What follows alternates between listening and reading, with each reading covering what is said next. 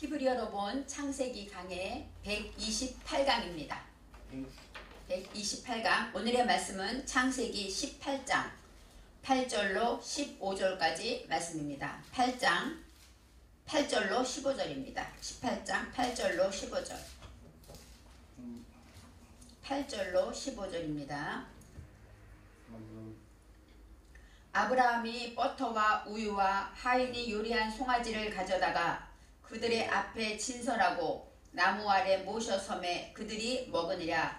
그들이 아브라함에게 이르되 내 아내 사라가 어디 있느냐? 대답하되 장막에 있나이다. 그가 가로사대 기한이 이를 때에 내가 정녕 내게로 돌아오리니 내 아내 사라에게 아들이 있으리라 하시니 사라가 그 뒤 장막문에서 들었더라. 아브라함과 사라가 나이 많아 늙었고 사라의 경수는 끊어졌는지라. 사라가 속으로 웃고 이르되 내가 노쇠하였고 내 주인도 늙었으니 내게 어찌 낙이 있으리요? 여호와께서 아브라함에게 이르시되 사라가 왜 웃으며 이르기를 내가 늙었거늘 어떻게 아들을 낳으리요 하느냐? 여호와께 능치 못한 일이 있겠느냐? 기한이 이를 때에 내가 내게로 돌아오리니 사라에게 아들이 있으리라. 사라가 두려워서 승인치 아니하여 가로되 내가 웃지 아니하였나이다. 가라사대 아니라 내가 웃었느니라. 아멘.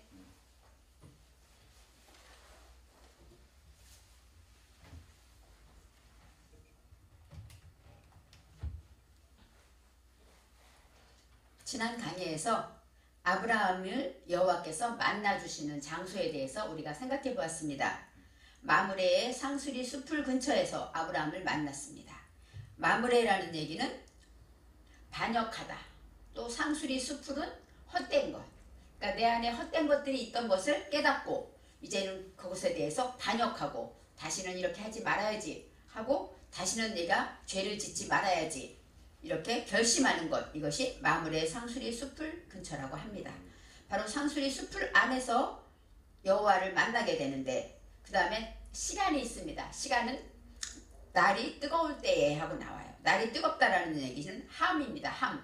바로 이 날이라는 건 용, 깨달았다. 하나님의 말씀을 듣고 하나님이 이렇게 말씀하시는구나 하고 깨닫게 될 때 하나님은 이것을 기뻐하시는구나. 하나님은 이것을 싫어하시는구나. 깨닫게 되는 것. 이것이 바로 요미고 그 다음에 함은 따뜻하다, 뜨겁다.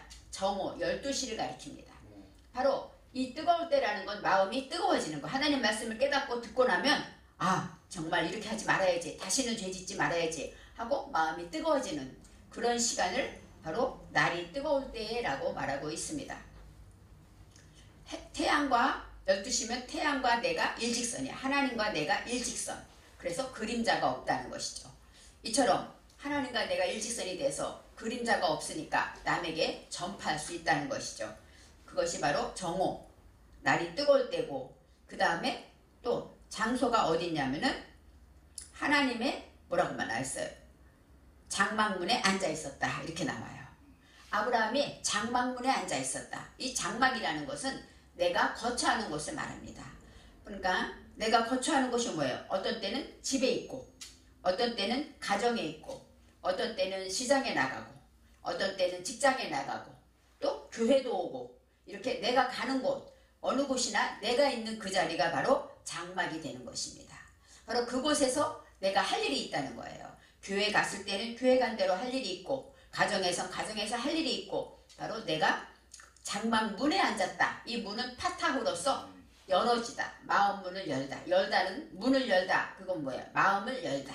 하나님의 말씀에 내 마음 문을 열고 이제 어떻게 하든지 어디에 있든지 그 말씀을 지키고 깨닫고 그렇게 되었다. 이것이 바로 아브라함이 여호와를 만나는 때를 말하고 있습니다.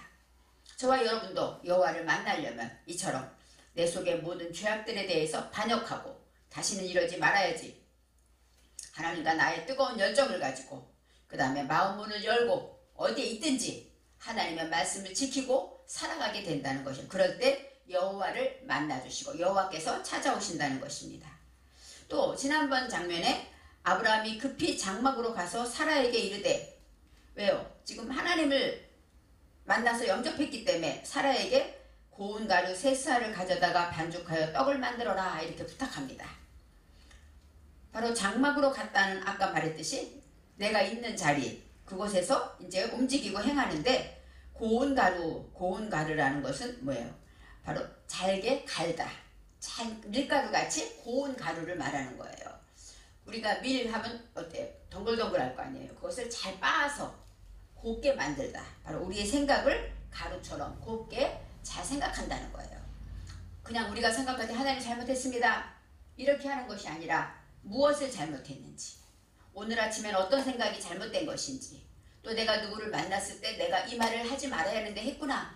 이렇게 고운 가루처럼 내 생각과 내 행동을 하나하나 여호와 앞에 다뤄보시고 그 다음에 모든 것을 가루처럼 곱게 가루처럼 만든다. 이것이 바로 고운 가루고, 반죽하였다. 이 반죽은 뭐예요? 밀가루만 있으면 반죽하면 어때요? 모양이 되겠죠. 밀가루는 모양이 아니에요. 반죽하면 모양이 된다는 건 뭐예요? 모양을 형성해 나가다, 질서를 잡다, 이런 뜻이 있어요. 그러니까 하나님의 말씀으로 내가 이제 한 가지라도 내 생각을 갈고 갈아서 하나라도 지키려고 할 때 그때 열매가 달리는 것이죠. 반죽하게 된다. 눈으로 보이는 거예요. 형상이 나타나는 것입니다. 그리고 나서 떡을 만들었다. 그래서 떡이라는 것은 우구라는 얘기인데, 우구는 어떤 것이냐면 하나님의 말씀을 내 속에 죄악이 많고 이런 것들을 통하여서 보답해야지 하고 보답하다, 이런 뜻이 있습니다.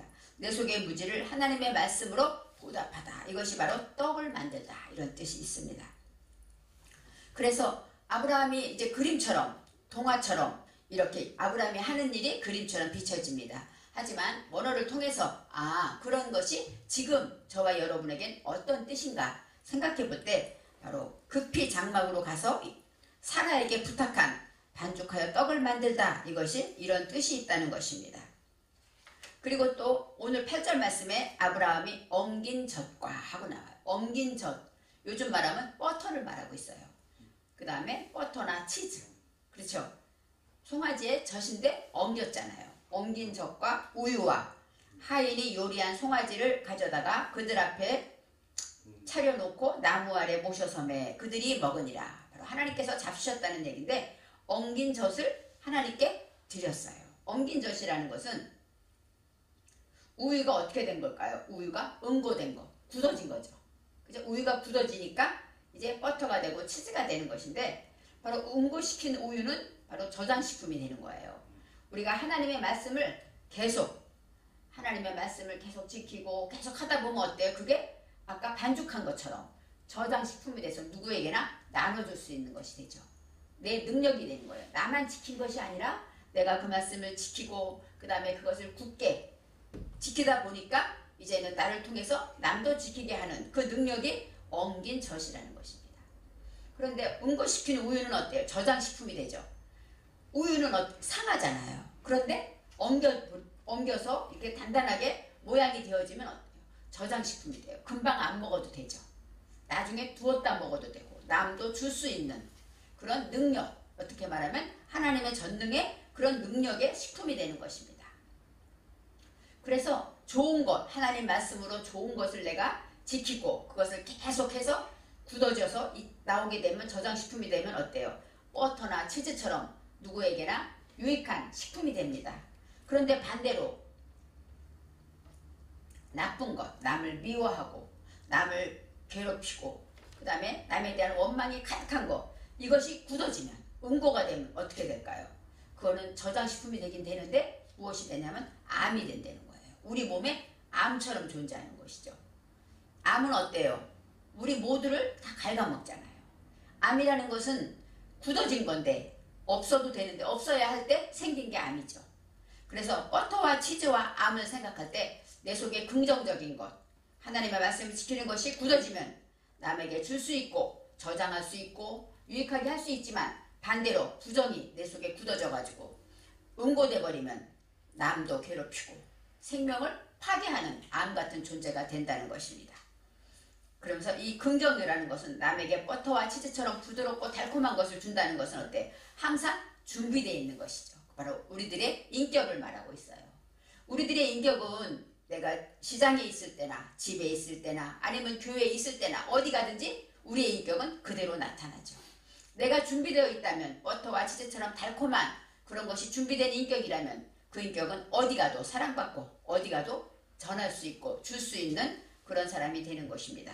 그래서 긍정적인 것은 준비되어 있는 인격이고 부정적인 것은 암처럼 이렇게 모든 생명을 부셔버리고 생명을 멸하게 하는 그런 존재로 살아가게 된다는 것입니다. 이제 내 안에 사라가 어디 있느냐 9절에 대답하되 장막에 있나이다 그랬어요. 힘내 그 다음에 오헬 나오는데 힘내는 뭐냐면 무엇이 있다 존재하다 그런 뜻이 있고 그 다음에 소동하다 실존을 말해요. 그러니까 지금 사라는 어디에 있습니까? 장막. 지금 내가 있는 그 자리가 바로 뭐예요? 하나님과 소통하는 자리고 그 자리가 바로 존재하는 자리다 이렇게 설명할 수가 있습니다. 저와 여러분이 지금 어디에 있습니까?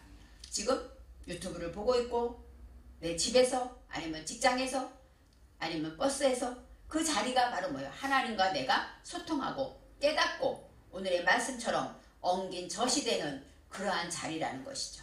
그래서 내 안에 사라가 어디 있느냐 할 때 장막에 있나이다. 이것은 바로 이렇게 깊은 뜻이 있습니다. 이제 10절 말씀에 그가 이르되 내년 이맘때에 반드시 내게로 돌아오리니 내년이라는 것은 하나님께서 이제 사라가 아기를 가질 것이다 했으니까 1년 지나면 사라가 아기가 있겠죠. 낳겠죠. 그래서 내년 이맘때라고 하는데 여기에서는 내년이라는 단어는 나오지 않습니다. 바로 기한이 이를 때 이거예요. 기한이 이를 때. 기한이 이를 때라는 것은 기한은 하야는 뭐냐면 소생하다. 또 살아나다. 생명을 말하고 있어. 생명에 가치 있는 생명으로 나아갈 때 이르다.